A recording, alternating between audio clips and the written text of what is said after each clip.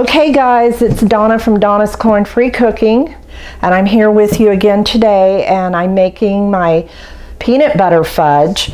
I was originally going to do my mama's chocolate fudge, but when I was videoing it, it was just as I mentioned in that video, which I have not shared. You sometimes have a fail, especially with chocolate, and it did fail big time. So I decided that I was promised you a fudge, so I'm going to do my peanut butter fudge, which happens to be my husband's favorite. So to get started, I've got my medium-sized pan, and I have 3 cups of pure cane sugar, and I have 1 12-ounce can of evaporated milk. This is what I always use in my fudge. I never use whole milk or half and half or anything. And so I'm going to add this to the mix, and I'm going to mix it in really well with my spatula here. And then I'm going to turn it on and slowly heat this up because I really don't want it to burn like the chocolate did. And I've done the peanut butter on this stove, and I've never had a problem with it, so hopefully it won't fail me today. So we'll see what happens. But as I said, anytime I make my candies, cookies, anything of that type, I always use my pure cane sugar because I know that it's not got any corn derivatives or corn products in it. So now I'm going to turn my burner on high for just about a second so it can start heating that burner up. And when I see the light pop on, then I will turn it down to medium so that it can start slowly cooking and bring it up to a full rolling boil. And you want to do that because you want it to get up to softball stage, which takes just a little bit of time, but it'll be worth it in the end. So now that the light is on my hot surface, I'm going to turn it down here to number 5, which is medium, and I'm using the back burner today. So I used the front one, and I just was not happy with the way that came out. It came out so horrible. So we'll see what happens with this today. Hopefully it'll come out good, and I'll be able to share with you a beautiful piece of fudge. So we're going to let that get going here, and it takes time because the pan isn't even hot yet. So it's going to take me just a little while, and I'll get it going. And to it, I'm going to add 1 cup of the marshmallow cream that I made the other day. And it came out wonderfully well. I mean, you could have put it in a flat pan and actually cut it into squares to make marshmallows. It came out that well. So I was real happy with the results from that. It's getting more and more that I'm doing this kind of cooking because of the corn derivatives. Everything that I've been able to use when I go to the store and I read the labels, I find that they've changed it and they've started using corn products in it. So I'm becoming more and more, everything's being made from scratch without corn or corn derivatives in it. So the pan is starting to warm just a little bit, so we'll see how this is going to go.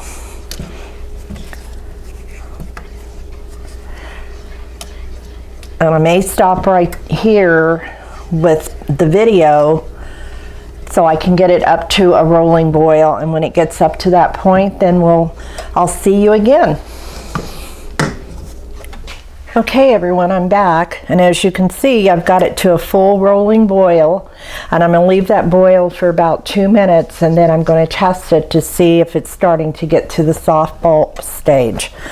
I want to make sure that it does not boil over, but you don't want to stir it at this point. You want it to cook so that it'll get to the softball stage that you need to make the candy. When you stir it while it's boiling, what it does, it drops the heat, and then it takes longer for it to cook. That's why they tell you to not stir it once it comes to that full rolling boil. You could use a candy thermometer and just put it in there and watch it until it gets to the softball stage, but I always use the old-fashioned way. So we'll see how this comes out. Hopefully it'll come out way better than the way my chocolate fudge tried to do. And when I make this, the peanut butter I use is Adam's all natural creamy peanut butter, and all it is the peanuts, the peanut oil in it, and salt. So you're not getting any corn derivatives whatsoever.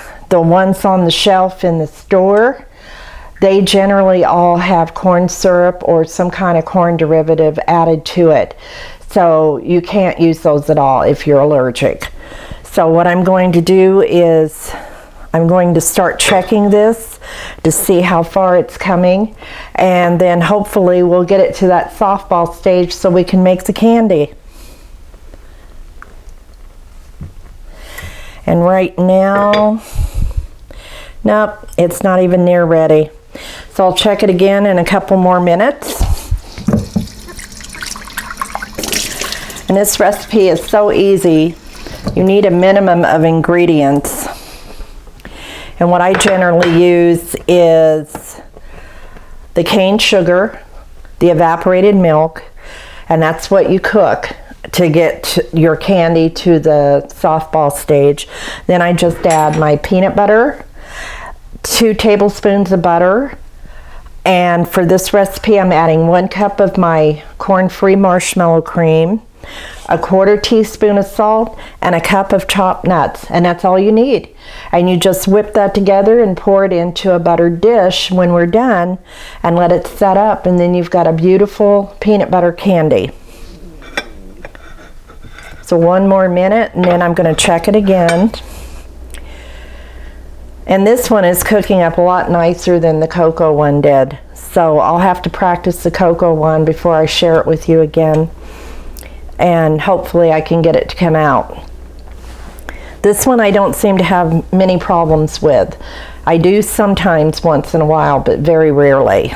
So let's hope today's not going to be one of those like the chocolate was. So we're going to check this again. I try to get way down in there and just put a little bit in. Feels kind of gooey, but it's not forming yet, so just have to keep cooking. And I'm really hoping you guys will like this recipe and try it. Be something yummy for you to eat if you have to deal with this allergy. I know in the stores there's only a couple of different types of candy that I can even eat, and those are Hershey bars and the Ghirardelli sea salt soiree, which I like. They're the only ones that I can have that don't have corn derivatives in them. So to make my own candy that I can enjoy and know what's in it, it's really a joy to be able to do that and then to share it with you. That's what this channel is all about. It's to share with others, showing them how to cook and eat without having to worry about whether or not they've got corn or corn derivatives in their food. So we're going to let this keep cooking here. And I'm hoping it's going to get there pretty quick. Sometimes it does, sometimes it doesn't.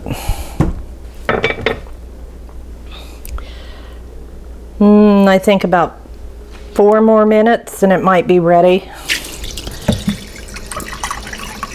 I'm starting to feel substance down in the bottom of the bowl. So we'll see what happens. And as I said, When you finish getting it to softball stage, then you take it, remove it immediately from the heat. And what I do then is add the marshmallow, the peanut butter, and the butter. And I just leave it sit for a few minutes. And then when I get ready to whip it, I add the nuts. So it's so easy and quick. It takes no time at all. The only thing that takes time is waiting for the sugar and cream to heat up to keep it from burning. And it's very, very important because there's nothing worse than eating burnt candy. And it's boiling really nice. So we're going to see how this is going to come out.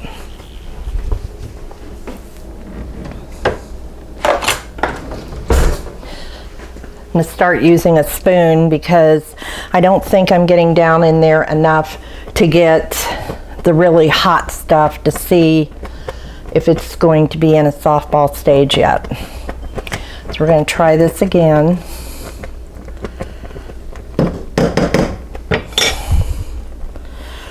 It's starting to form a little bit, but it's still not quite there.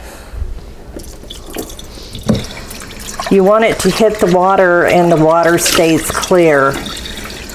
As long as the water is cloudy, you know for sure that it's not ready. You don't want the temperature to drop because if it drops, then it's going to take even longer for it to cook. So I have to keep adjusting my heat on the stove because it's the sensors, once it heats up to a certain temp, then it shuts off, then it comes back on. And that kind of makes it kind of iffy when you're doing something like this. Where the old stoves, it would basically stay at the heat, you put it on and you didn't have to worry about that. So we're going to wait another minute here and I'll see how it's doing. It seems to be boiling very nice.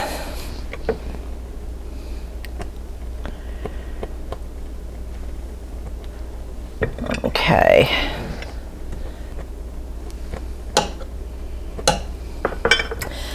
All right. It's getting close because the water's, only time it's getting cloudy is when I run my fingers over it, but it's starting to stay clear when it hits. That tells me it's on its way there.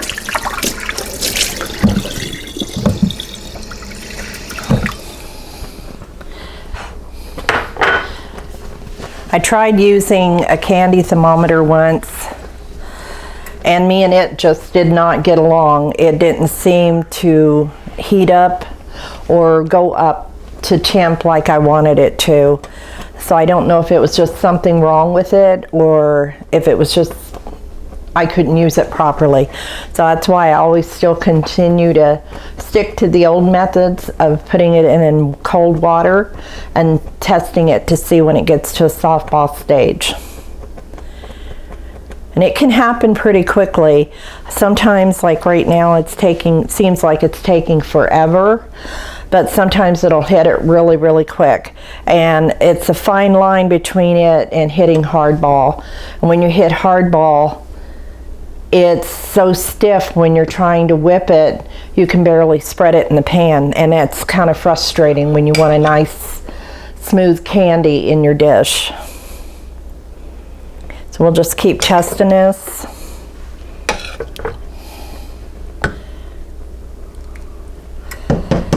And I don't know if you can see that. It's still not quite there. It's getting there, but it's not quite there.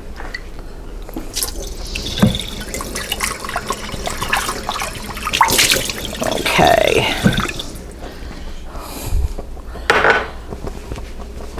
And sometimes I think all the heat's concentrated in just one spot. I know it's not, but to me, the way it boils, it just seems like it might be. So I'm trying to hit those areas. But I'm starting to see the boiling change, so I know that it's getting close to what it needs to be. And this is where I usually like to just keep checking it more often. Yeah, it's almost there.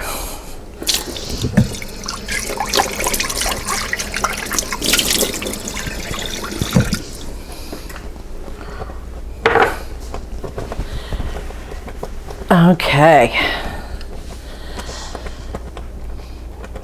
So far I've got about 30 minutes into this, and it just depends on your stove as to how long it takes. Like I said, this is a new stove and I'm still learning the ways of it. I like it, but sometimes it gets frustrating when you're trying to do a certain thing you've done for years and it doesn't seem to be cooperating.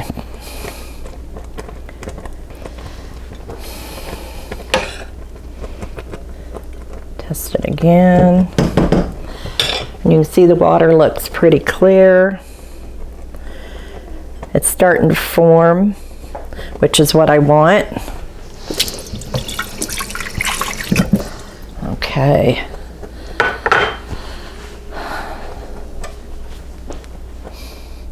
So we'll let that continue boiling there. See what we get. Sometimes I adjust the heat to get it going a little bit higher just so that it can get it up to softball quicker. So we'll see what happens. I didn't make much of an adjustment, just about, from a 5 to a 5.5. Just that tiny little bit may help it to get up there a little bit quicker.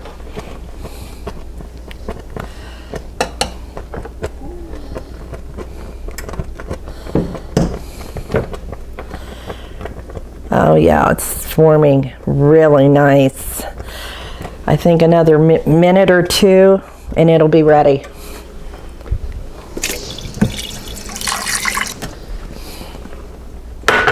Let's see here.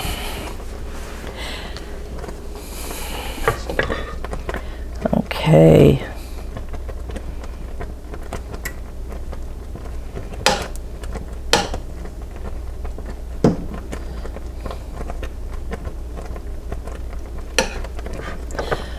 We're going to check it once more. Oh yeah.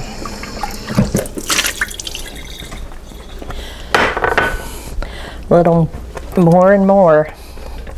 So it should be just about ready. Okay.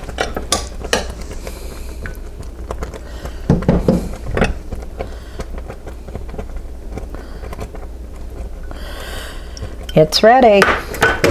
So now I'll take it off and I will put in my butter. I've got 2 tablespoons. And then I'm going to put the peanut butter in.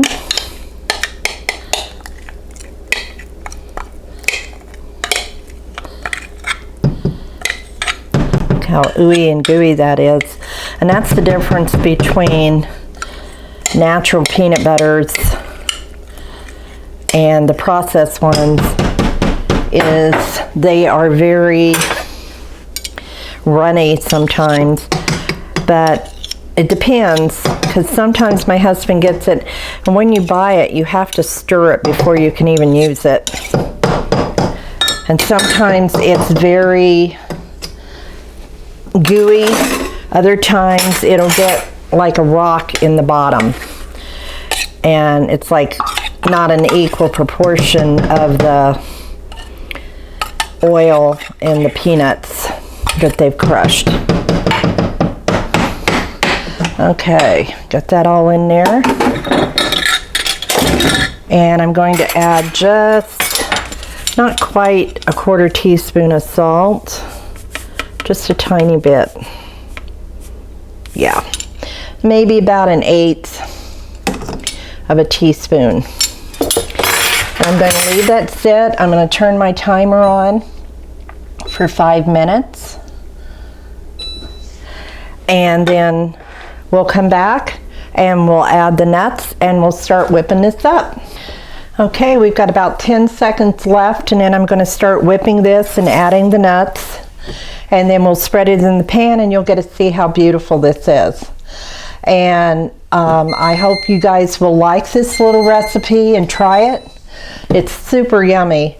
So now I'm going to whip this just a little bit because I want to incorporate the marshmallow and the peanut butter into the sugar and cream mixture.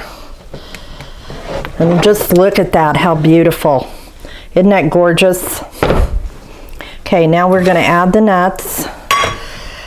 And the way it feels, I've got to whip this really quick because it may start hardening up before I can get it into the pan, and I don't want it to do that. Because when it does that and you're trying to put it in there, it doesn't look pretty.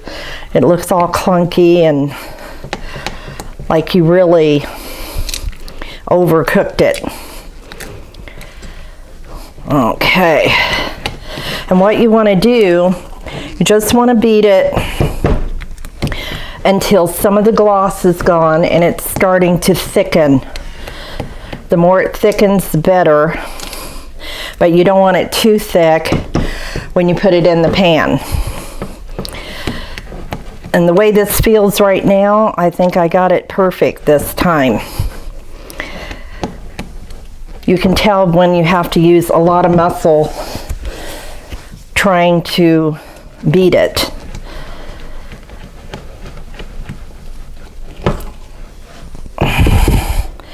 And I want it to start holding its shape. That way when I put it in the pan, I know that it's going to set right up. And it's starting to. I just need to beat it a little bit more. And this will really give your arms a workout, let me tell you.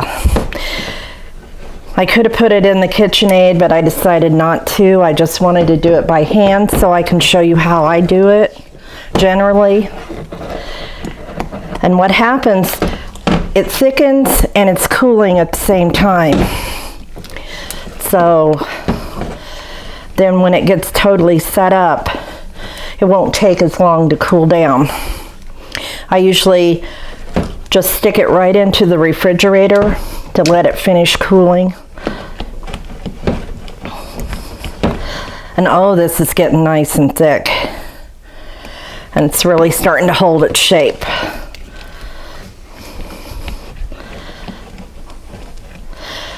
And as I said, you can do it the way I do, using the water, cold water, to test it, or you can use a candy thermometer.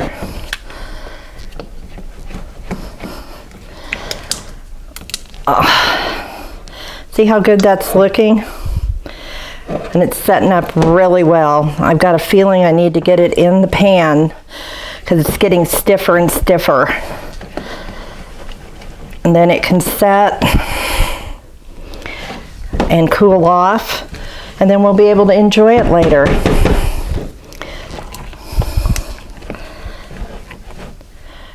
Okay. I'll have the recipe down in the comments or in the description. And I hope you guys will like this and try it. And then leave me a comment of how yours came out. And as I said, this is all corn free. This is for those of us who cannot do corn products. And you want to make sure that you use all corn free peanut butter. So basically you want to go with the natural. Okay. Oh yeah, that's beautiful. And there you have it. A beautiful peanut butter fudge, which I will stick in the refrigerator and leave it to cool. And then I will cut it later. So until next time, guys, take care and we'll see you later. Bye.